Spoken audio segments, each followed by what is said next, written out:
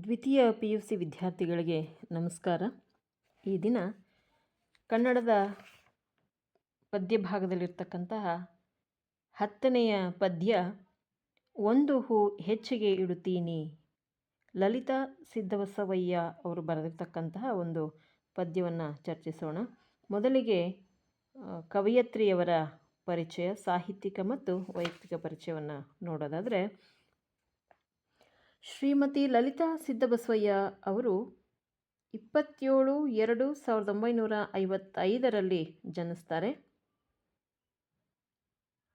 ಇವರ ಸಾಹಿತ್ಯಗಳಲ್ಲಿ ಹೆಚ್ಚಾಗಿ ವರ್ತಮಾನದ ಸರಳ ಮತ್ತು ಸಾಮಾನ್ಯ ಸಂಗತಿಗಳನ್ನು ಒಳ ವಿವರಗಳೊಂದಿಗೆ ರಚಿಸಿರುವಂತಹ ಒಂದು ಕೌಶಲ್ಯವನ್ನು ಇವರ ಒಂದು ರಚನೆಗಳಲ್ಲಿ ನಾವು ಕಾಣಬಹುದು.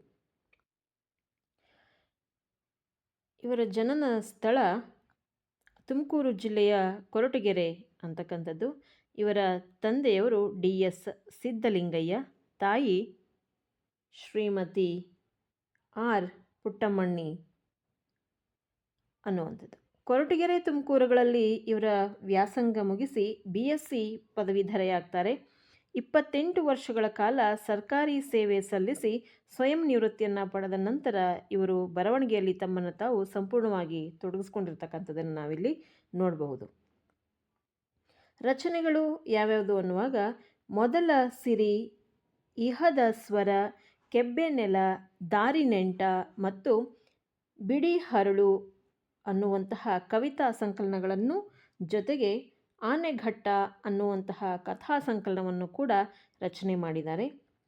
ಇನ್ನೊಂದು ಸಭಾಪರ್ವ ಅನ್ನುವಂತಹ ನಾಟಕದ ಜೊತೆಗೆ ಮಿಸ್ಟರ್ ಛತ್ರಪತಿ ಎಂಬ ನಗೆಬರಹವನ್ನು ಕೂಡ ಇವರು ಪ್ರಕಟಣೆಯನ್ನು ಮಾಡಿದ್ದಾರೆ.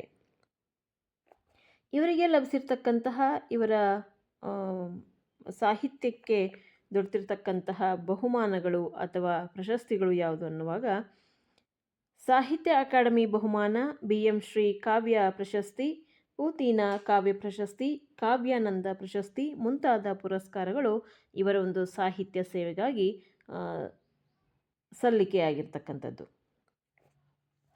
ಒಂದು ಹೂ ಹೆಚ್ಚಿಗೆ ಇಡುತ್ತೀನಿ ಅನ್ನುವಂತಹ ಈ ಒಂದು ಪದ್ಯಭಾಗದಲ್ಲಿರುವಂತಹ ಒಂದಷ್ಟು ತಿರುಳನ್ನು ಇಲ್ಲಿ ಚರ್ಚೆ ಮಾಡಲಾಗಿದೆ.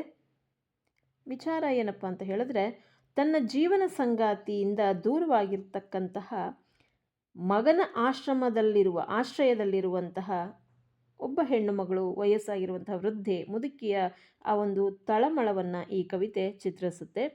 ಬಹುಶಃ ನೀವು ಈ ಬಂಧನ ವಿಷ್ಣುವರ್ಧನ್ ಅವರ ಮತ್ತು ಜಯಪ್ರದಾ ಅವರ ನಟಿಸಿರ್ತಕ್ಕಂಥ ಒಂದು ಮೂವಿಯನ್ನು ನೀವು ನೋಡಿದ್ರೆ ಗೊತ್ತಾಗುತ್ತೆ ನಿಮಗೆ. ಹೆಚ್ಚಾಗಿ ಅಂಥದ್ದೇ ವಿಚಾರಗಳು ಈ ಒಂದು ಪದ್ಯಭಾಗದಲ್ಲಿ ಕಂಡು ಬರ್ತಕ್ಕಂಥದ್ದು. ಮಕ್ಕಳು ದೊಡ್ಡವರಾಗ್ತಾ ಆಗ್ತಾ ಅವರ ಜೀವನದಲ್ಲಿ ಬ್ಯುಸಿ ಆಗ್ತಾ ಹೋಗ್ತಾರೆ. ಆಗ ತಂದೆ ತಾಯಿಗಳನ್ನ ಯಾರು ನೋಡ್ಕೊಳ್ಬೇಕು ಅನ್ನುವಾಗ ಒಬ್ಬರು ನಾನು ನೋಡ್ಕೊಳ್ತೀನಿ ಅಂತ ಹೇಳೋದಲ್ಲ, ಹಂಚಿಕೆಯನ್ನು ಮಾಡ್ಕೊಳ್ತಾರೆ.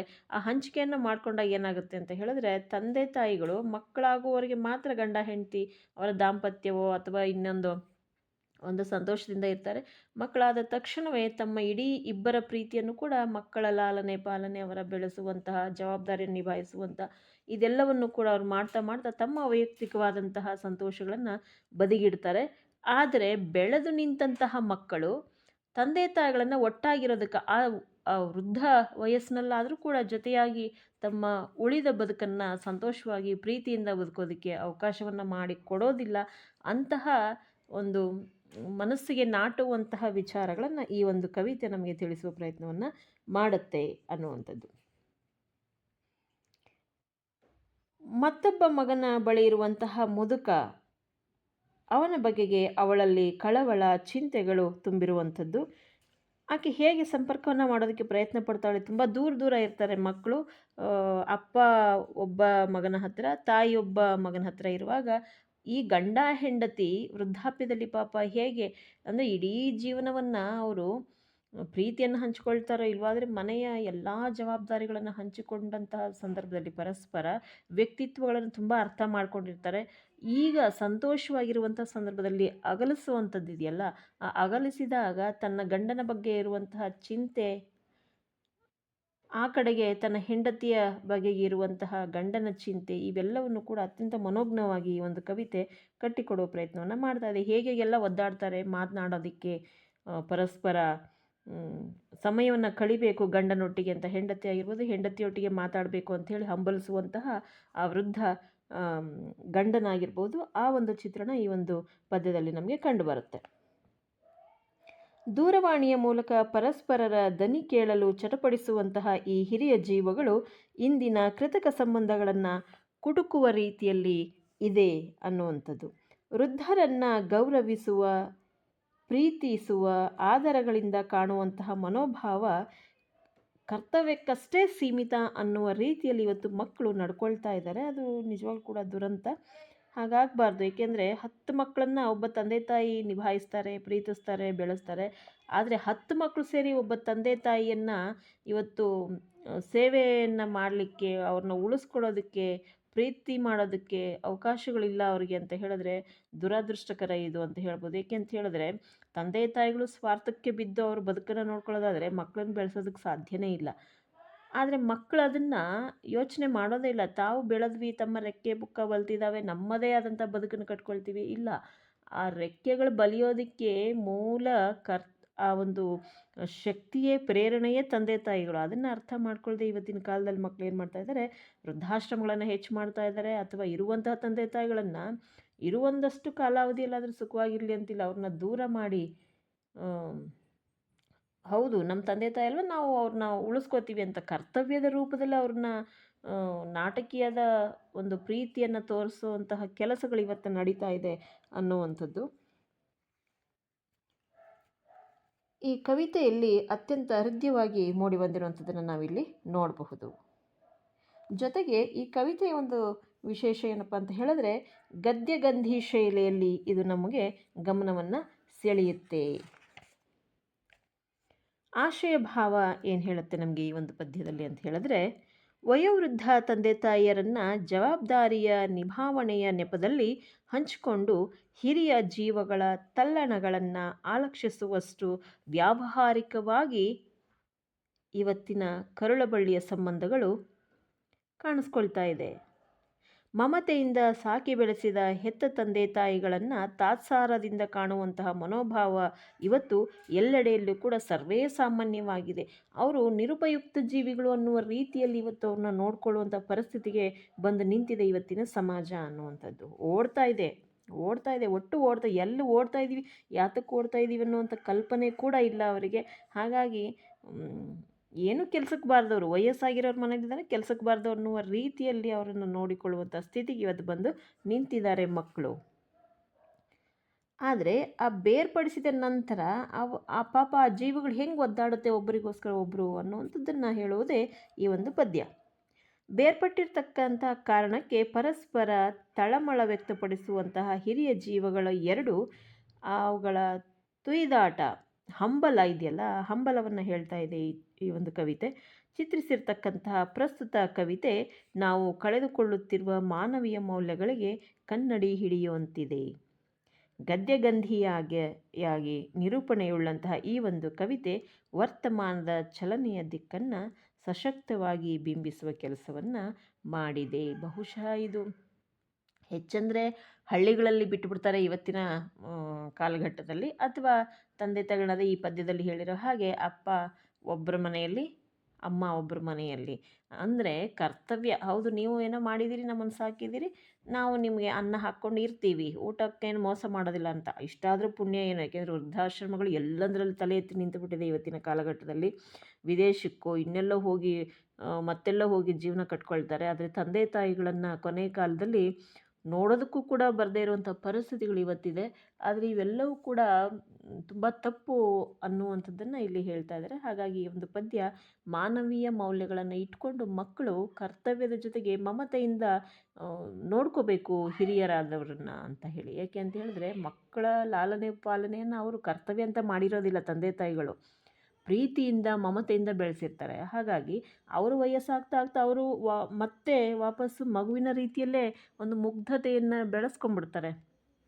ಹಾಗಾಗಿ ಆ ಮುಗ್ಧ ಹಿರಿಯ ಜೀವಗಳನ್ನು ಮಮತೆಯಿಂದಲೇ ಬೆಳೆಸುವಂಥ, ಉಳಿಸಿಕೊಳ್ಳುವಂಥ ಜವಾಬ್ದಾರಿ ಈ ಯುವ ಜನಾಂಗದ ಮೇಲಿದೆ ಅನ್ನುವಂಥದ್ದನ್ನು ಹೇಳೋ ಪ್ರಯತ್ನನ ಈ ಒಂದು ಕವಿತೆ ಮಾಡ್ತಾ ಇದೆ. ನಾನೊಂದು ಸಾರಿ ಕವಿತೆಯನ್ನು ಓದ್ತೀನಿ, ಅದರ ನಂತರ ಮುಂದಿನ ಭಾಗದಲ್ಲಿ ಅದರ ಸಾರಾಂಶವನ್ನು, ತಾತ್ಪರ್ಯವನ್ನು ಹೇಳೋ ಪ್ರಯತ್ನವನ್ನು ಮಾಡ್ತೀನಿ.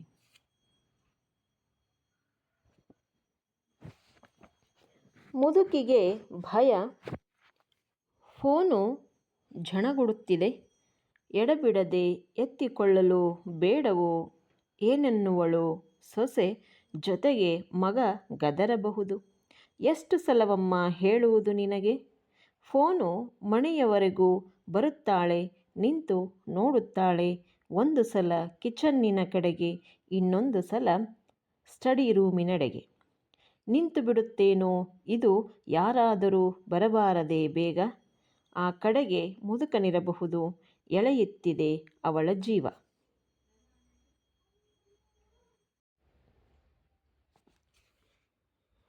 ಹಂಚಿಕೊಂಡಿದ್ದಾರೆ ಅಪ್ಪ ಅಮ್ಮನನ್ನು, ಇಲ್ಲಿ ದೊಡ್ಡ ಮಗನ ತಾವಲ್ಲಿ ಮುದುಕಿ, ಸದ್ಯ ಕನ್ನಡ ದೇಶ. ಮಗ ಸೊಸೆ ಹೊರಗೆ ಹೋದಾಗಲಾದರೂ ನಾಲ್ಕು ಮಾತಾಡಿ ತೀರಿಸಿಕೊಳ್ಳುತ್ತಾಳೆ ಬಾಯಿ ತುರಿಕೆ. ಪಾಪ ಮುದುಕ ದೂರದ ಅಸ್ಸಾಮಿನಲ್ಲಿ, ಅಲ್ಲಿಯ ಮಾತು ಅವನಿಗೆ ಸಸೇಮರ ಬರದು. ಕಿರಿಮಗ ಮತ್ತವನ ಹೆಂಡತಿ 9ಕ್ಕೆ ಗುಡ್ಡದ ಕ್ವಾರ್ಟರ್ಸು ಬಿಟ್ಟರೆ ಮತ್ತೆ ಮನೆ ಸೇರುವುದು ಹೊತ್ತು ತಿರುಗಿದ ಮೇಲೆ. ಮಾತೇ ಮರೆತು ಹೋಗಿದೆ ಕಣೆ ಎನ್ನುತ್ತಾನೆ ಫೋನು ಮಾಡಿದಾಗಲೆಲ್ಲ. ಮಾತಾಡು ಮಾತಾಡು, ಆಡು, ಮಾತಾಡುತ್ತಿರು, ನಿಲ್ಲಿಸಬೇಡ ಗೋಗರೆಯುತ್ತಾನೆ. ಫೋನು ಗೂಡನ್ನೇ ತಬ್ಬಿ ಹಿಡಿದಿದ್ದಾನೆನ್ನುವುದು ಇಲ್ಲಿಂದಲೇ ಗೊತ್ತಾಗುತ್ತದೆ ಮುದುಕಿಗೆ. ಮೆಲ್ಲನೆ ಅಳುತ್ತಾಳೆ, ಸುಯಿಲು ಸೋರದ ಹಾಗೆ ನುಂಗುತ್ತಾಳೆ. ಒಳಗೊಳಗೆ ದಿಗಿಲು ಅವಳಿಗೆ. ಅತ್ತ ಮುದುಕನಿಗೆ ಗೊತ್ತಾದರೆ ಪಾಪ ಕೊರಗುತ್ತಾನೆ, ಇತ್ತ ಮಗನಿಗೆ ಕೇಳಿಸಿದರೆ ಗದರುತ್ತಾನೆ. ಸುಮ್ಮನಿರಮ್ಮ, ಈಗ ಅಳುವಂಥದ್ದೇನಾಗಿದೆಯಮ್ಮ ನಿನಗೆ? ಇನ್ನೂ ತಡೆಯಲಾಗದು. ಸೋಪಾನಕ್ಕದ್ದಿರುವ ಗಾಜು ಬಿಲ್ಲೆ ಜಾರಿಸದ ಹಾಗೆ ಮೊಣಕಾಲ ಚಿಪ್ಪ ಮೇಲೆ ಭಾರ ಹೇರುತ್ತಾ, ಹೇರಿದ ಭಾರಕ್ಕೆ ಅದುರುವ ಮಂಡಿಗಳ ಕೈಯಲ್ಲಿ ಅದುಮುತ್ತ ಒಂದೊಂದೇ ಮೆಟ್ಟಿಲು ಹತ್ತಿ ಕಾಡಿ ಕರೆಯುತ್ತಾಳೆ ಮೊಮ್ಮಗಳನ್ನು.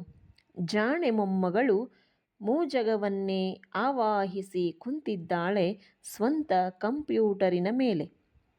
ರಸಾತಳಗಳೆದ್ದೆದ್ದು ಕುಣಿಯುತ್ತಿವೆ ಪರದೆ ಮೇಲೆ. ನಡುವೆ ಈ ಅಜ್ಜಿ ಇಡಬಹುದೇ ಕಡುಬಿನ ಸೋರೆ. ಚಿಟುಗುಡುತ್ತಲೇ ಅಟ್ಟವಿಳಿದು ಬಂದ ಹುಡುಗಿ ಧಡ್ಡನೆ ಫೋನೆತ್ತಿ ಕುಕ್ಕಿ, ರಾಂಗ್ ನಂಬರ್. ಕ್ಷಣಾರ್ಧದಲ್ಲಿ ಅಂತರ್ಧಾನ. ಮುದುಕಿಗೆ ಅನುಮಾನ, ಈ ಹುಡುಗಿ ಸರಿಯಾಗಿ ಕೇಳಿಸಿಕೊಂಡಳೋ ಗಡಿಬಿಡಿಯಲ್ಲಿ ಬಿಡುಗಡೆಗೆ ಹಾತೊರೆದು ರೈಟನ್ನೇ ರಾಂಗೆಂದಳೋ. ಬಚ್ಚಲಿಗೆ ಹೋಗಿ ನಿಮಿಷ ನಿಂತಿದ್ದು ಮತ್ತೆ ಹೊರಗೆ ತಲೆ ಇಕ್ಕಿ ಅತ್ತಿತ್ತ ನೋಡಿ ಮೆತ್ತಗೆ ಫೋನಿನ ಬಳಿಗೆ ಬರುತ್ತಾಳೆ. ಅಗೋ ಅದು ಮತ್ತೆ ಝಣಝಣಕರಿಸಿ ಅವಳ ಜೀವ ಬಾಯಿಗೆ ಬಂದು ತಡವರಿಸಿ ಎರಡೂ ಕೈಯಲ್ಲಿ ರಿಸೀವರನೆತ್ತಿ, ಹಲೋ, ನಾನೇ ಕಣ್ರಿ, ಮಾತಾಡ್ರಿ. ಮಗನ ಕಾರು ಸ್ಟಾರ್ಟ್ ಆಯಿತು. ಹಿಂದೆಯೇ ಮೊಮ್ಮಗಳ ಸ್ಕೂಟಿ, ಮೊಮ್ಮಗನ ವ್ಯಾನು ಬಂದಾಯಿತು.